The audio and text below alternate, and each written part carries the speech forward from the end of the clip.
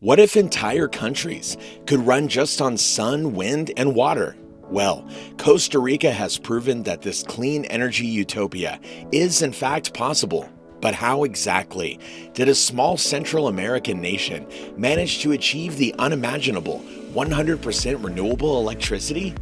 Hello and welcome to our channel. Today we'll be having an insightful conversation about the inspirational journey of Costa Rica's transition to 100% renewable energy across its entire electricity grid. This unprecedented accomplishment was made possible by the country's ambitious policies, strategic public-private financing partnerships, investments into robust infrastructure, and flawless execution capabilities.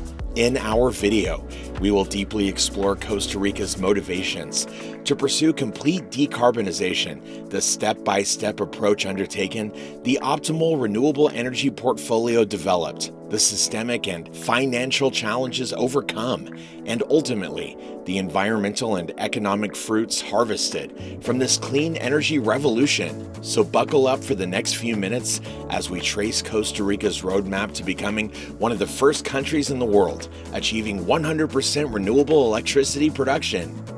Why did Costa Rica want to go 100% renewable? Well, let's kick things off by understanding why Costa Rica ventured on this audacious mission of getting 100% of its energy needs met by renewable resources.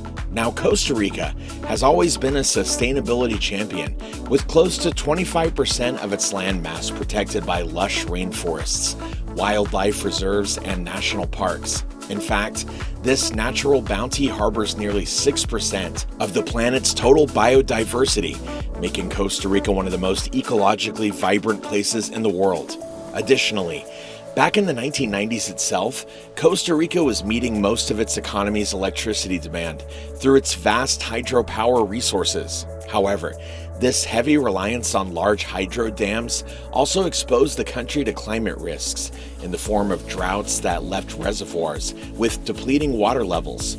Come early 2010s, around two-thirds of Costa Rica's energy consumption was still tied to imported fossil fuels, especially in the transport sector, alongside global oil price shocks and supply uncertainties constrained economic progress. To eliminate dependence on volatile global energy markets and boost national growth through local clean energy jobs, Costa Rica unveiled its National Decarbonization Plan in 2019. This mission aimed to completely transform the economy by removing all fossil fuels across sectors by 2050. The centerpiece of realizing this decarbonized future was supply 100% of its electricity needs from a diverse portfolio of renewable energy sources. This would not just catalyze energy independence, but also enable emissions reductions across economic sectors as solutions electrify over time. And that brings us to the country's unprecedented feat we'll be investigating today, achieving 100% renewable power while phasing out fossil fuels from its energy ecosystem. But here comes the main question. How did they achieve this remarkable renewable energy milestone? Okay, so how exactly did Costa Rica manage to meticulously execute this mammoth undertaking of securing 100% of its electricity from renewable sources? Well, it involved four critical components seamlessly coming together, facilitating policies, financing partnerships, robust infrastructure, and governance capabilities. So let's break this down. Policy leadership. First and foremost, success was underpinned by forward-looking national policies, which clearly signaled that Costa Rica was open for renewable energy business. See, back in 2007 itself, an official long-term plan was legislated targeting 100% renewable electricity across the country by 2030. This gave utilities and private investors enough visibility to confidently fund large clean energy projects. Thereafter, a regulatory framework was instituted which introduced elements like preferential feed-in tariffs for renewables guaranteeing fixed prices for 20 years, priority access, and wheeling ease for clean energy into distribution grids, competitive bidding norms, attractive payment securities, and renewable purchase obligations on utilities. Collectively, this optimal policy ecosystem provided investment de-risking tailored to support the scaling up of renewables, like hydropower, wind energy, solar power, geothermal energy, and sustainable biomass. In essence, it turned Costa Rica into an extremely fertile landscape for harvesting its abundant renewable energy resources. Unsurprisingly, this catalyzed over $4 billion in capital investments into the country's clean energy sector within the first decade itself. Financing partnerships. Now, catalyzing investments is one thing, but marshaling billions of dollars in capital required to finance large utility-scale renewable energy projects is another uphill task. This is where public-private partnerships between Costa Rica's state-owned electricity utility, the Instituto Costarricense de Electricidad, multilateral development banks like the Inter-American Development Bank and the World Bank, alongside global private investors, played a pivotal role. For instance, the spanking 305-megawatt Reventazón hydropower plant, which became the largest hydroelectric project in Central America, received critical funding from both public and private sources. Such collaborative models allowed Costa Rica to tap into global pools of capital beyond domestic budget allocations and technical know-how from world-class institutions. Ultimately, it enabled the nurturing of flagship renewable energy projects, which formed the cornerstones of the country's 100% renewable power vision.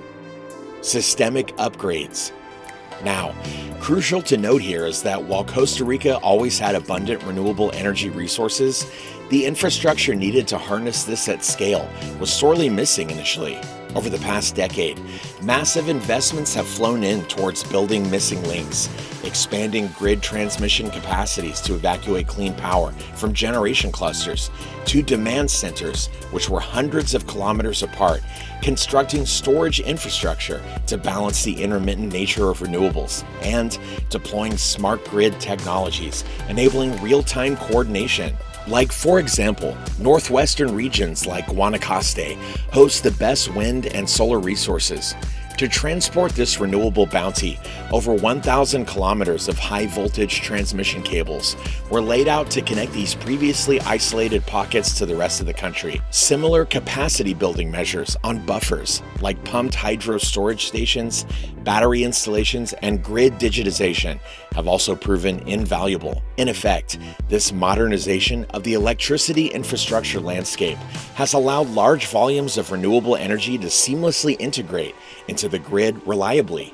Governance capabilities. Finally, expertise to govern this mammoth clean energy transition through robust planning, budgeting, transparent procurement, and lean construction techniques have been instrumental. Dedicated project execution units have been established to fast-track the development of complex renewable energy assets, like mega solar parks and offshore wind sites. Teams of local managers work closely with international domain experts to build institutional capacities across the program lifecycle. Post-commissioning. Post-commissioning, operations and maintenance best practices are imbibed to these assets from global counterparts through technology transfers and training to ensure high productivity and longevity. In totality, this whole of government approach, adopting proven industry project management frameworks, has been crucial for flawless on-ground implementation. Optimizing Costa Rica's renewable energy portfolio.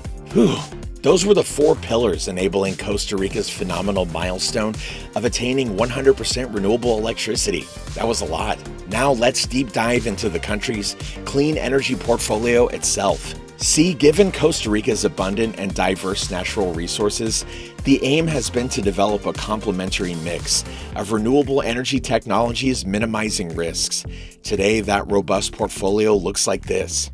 Hydropower. This constitutes the backbone today, meeting around 80% of the nation's power needs. Large hydroelectric dams, like the Reventazón project, combined with smaller run-of-the-river plants, provide clean, reliable, and cost-effective energy. However, limited sites remain now for further mega projects.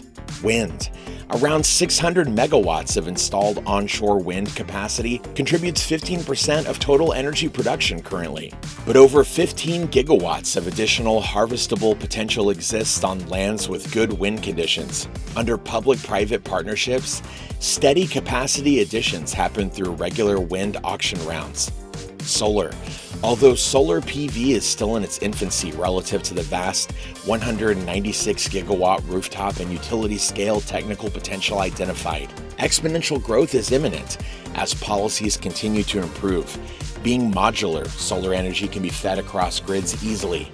Geothermal. Leveraging its location on the Pacific Rim of fire, facilities like the Miravalle geothermal plant supply 100 megawatts of clean electricity and thermal applications to neighboring agro-industrial operations. Its constant output moderates weather fluctuations. Biomass. Lastly, sustainable fuels like sugarcane bagasse and forestry residues provide renewable power to augment grids during peak demand, alongside minimizing waste streams. Approximately 246 megawatts are online currently from cogeneration plants and independent projects. Clearly, optimal harnessing of its diverse renewable energy ecosystem makes Costa Rica's power supply cleaner, resilient, and sustainable. Navigating roadblocks in the transition. Well, as with any pioneering feat attempted for the first time, Costa Rica's journey was not without its fair share of challenges. From financial limitations, executional bottlenecks, to systemic teething issues, obstacles were galore. For instance, bald geographies and intermittent generation profiles meant that rich solar and wind sites were concentrated in remote western provinces, whereas electricity load centers were urban municipalities located on the opposite end. Bridging this spatial mismatch itself necessitated billion-dollar investments into nationwide transmission corridors for seamlessly evacuating renewable energy. Equally, renewable energy outputs fluctuating with weather patterns posed grid integration concerns, which had to be tackled through large-scale storage solutions. Further, the advent of distributed renewable energy technologies is disrupting conventional utility business models reliant on centralized thermal power stations and fossil fuel burning generators. Having to deal with the unpredictability of so many decentralized rooftop solar producers feeding into the grid remains an evolving challenge, and executing projects became uphill tasks owing to local opposition, permitting delays, and COVID-linked uncertainties. Thankfully, favorable renewable energy economics helping to keep consumer tariffs low and clean tech jobs helping regional growth came to the rescue in tackling many of these inhibitions. Financial upsides of the renewable transition. Speaking of economics, let's analyze if pursuing high penetration of renewable energy made prudent business sense for Costa Rica. Well, the country's own experience serves as an exemplary template for the world, highlighting the financial upsides of renewable transitions done right. Firstly, renewable energy technologies like solar, wind, and geothermal are proving to be extremely cost competitive on account of their dramatically falling costs due to technology advancements. In fact, latest auctions have yielded some of the lowest electricity prices from renewable sources in Central America, less than 5 cents per unit from wind and solar, competitive with imported thermal fuels. Secondly, indigenous renewables provide supply security from volatile global energy markets while creating local clean tech jobs, thus supercharging socioeconomic growth. A case in point, avoided fossil fuel imports from 2020 to 2050 will save Costa Rica a massive $5.9 billion, while renewable facilities promise minimal fuel costs for 25 plus years once built. That's just smart budget planning. And being an early adopter, the country's head start down the innovation curve only stands to amplify such financial dividends, as it's projected that renewable energy technologies will get a lot cheaper as global deployment scales up. In totality, this transition has been economically prudent, delivering prosperity via sustainable means. Environmental benefits of decarbonization. Finally, let's explore the environmental impact of Costa Rica's renewable energy dominance, which lies at the heart of its decarbonization ambitions. On the electricity front, as of 2020 itself, Costa Rica managed to fully eliminate fossil fuels from its power mix, a historic first. With all grids now running on clean energy sources, associated emissions have dropped to zero already, decades ahead of targets.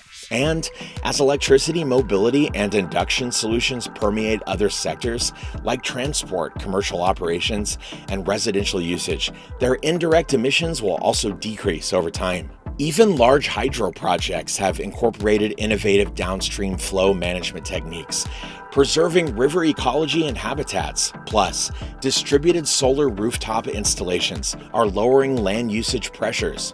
Overall, Costa Rica's leadership has set an inspiration precedent, showcasing how climate action looks like, with people, planet, and prosperity reaping rich dividends equitably. What an inspirational story that Costa Rica has scripted. I mean, isn't it? Its extraordinary expedition of attaining almost all its electricity needs from renewable energy continues to grow from strength to strength, phase after phase. It evidences how clear vision backed by robust policies, systemic capabilities, and sincere execution can help smaller nations also leapfrog into global leadership when it comes to energy transitions. And it had its fair share of challenges along the way, like financial, technological, and administrative ones. Yet political will powered the country ahead. Signing off, Costa Rica's renewable energy pursuit offers valuable lessons for the world at large. It elucidates how climate action linkages across sectors can usher in resilience, energy independence, and environmental stability, as opposed to chasing myopic goals. The futures of economies and ecology are intertwined more than ever. Costa Rica chose to embrace this reality ahead of time for collective good rather than profits. Therein lies valuable wisdom for nations seeking sustainable development pathways, balancing the prosperity of both people and planet. So keep watching this space as we track Costa Rica's next frontier mission of holistically decarbonizing its entire economy by 2050. Transportation, agriculture, industry, et al. Also, if you like this video, we would appreciate it if you'd subscribe to our channel for more videos just like this. Thank you for watching, and we'll see you again in the next one.